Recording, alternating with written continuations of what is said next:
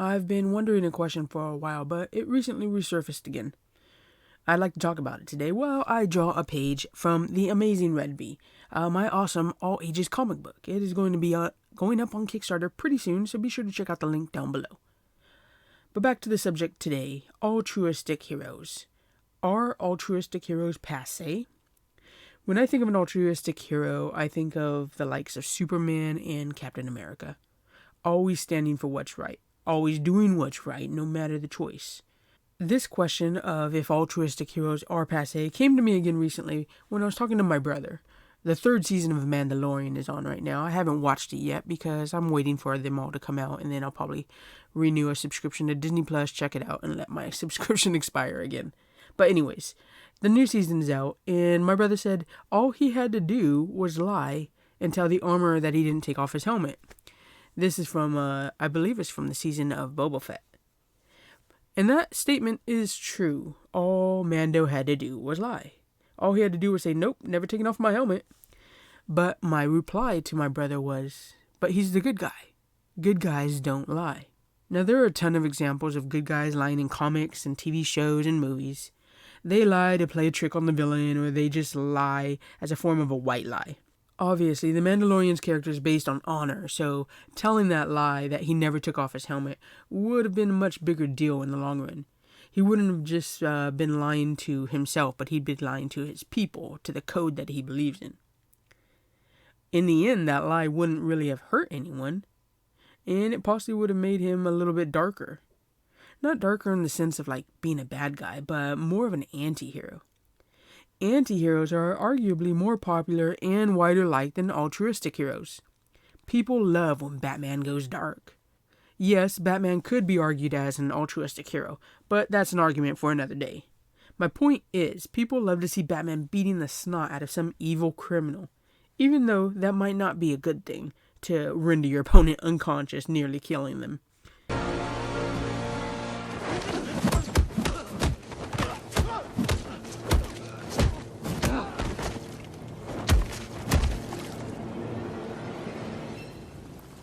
Vengeance.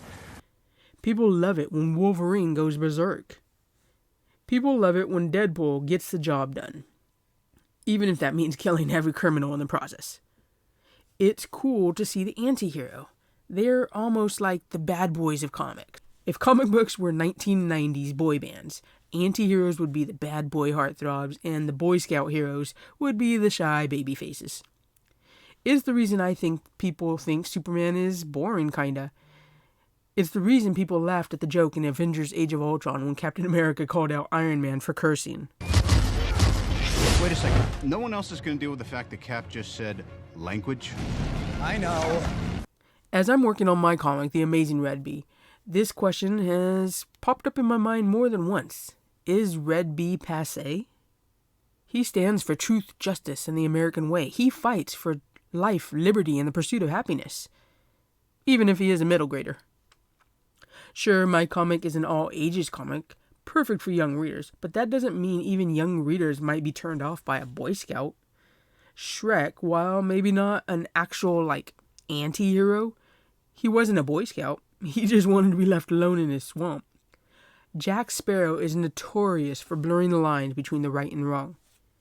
Of course, yes, he does choose right in the end, but that's what makes him a hero. He still has a sort of bad boy appeal to him, though. What with stealing pirate ships and double-crossing enemies. And maybe one of the most widely known of all, Han Solo.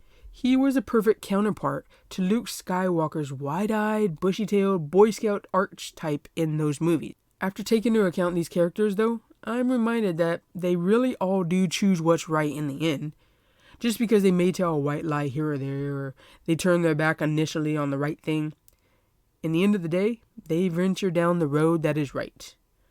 The Boy Scouts might be what villains call do-gooding nerds, but I still think there is an appeal for them. And it's more than just being a quote-unquote cool hero. There's something to be said about a character who decides to do what is right, no matter what. Superman is Superman because he doesn't compromise on the right choice. And no matter how hard that choice is, he will fight to always make sure he gets the job done the right way. Luke Skywalker, even against all warnings, still pursues his father, not to beat him, but to fight for him. He believes in his father, who's been turned to the dark side so much that he goes against every logical thought that says it's hopeless to save his father. And you know what? Maybe that's what it all comes down to. Hope. After all, that's what they say Superman stands for, right? Superman may have been created over 80 years ago, and Luke Skywalker may have made his debut in the late 70s, but the Boy Scout, the Heart of Gold heroes, can still be created and even loved.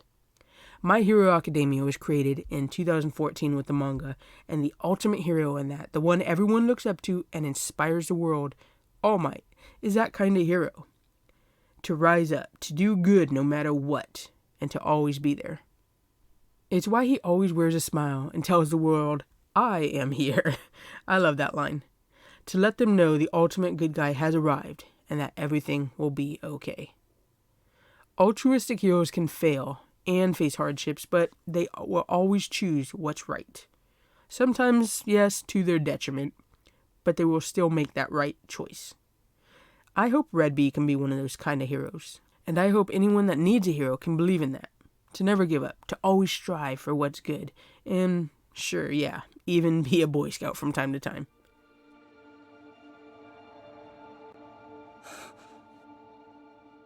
Now, it's your turn.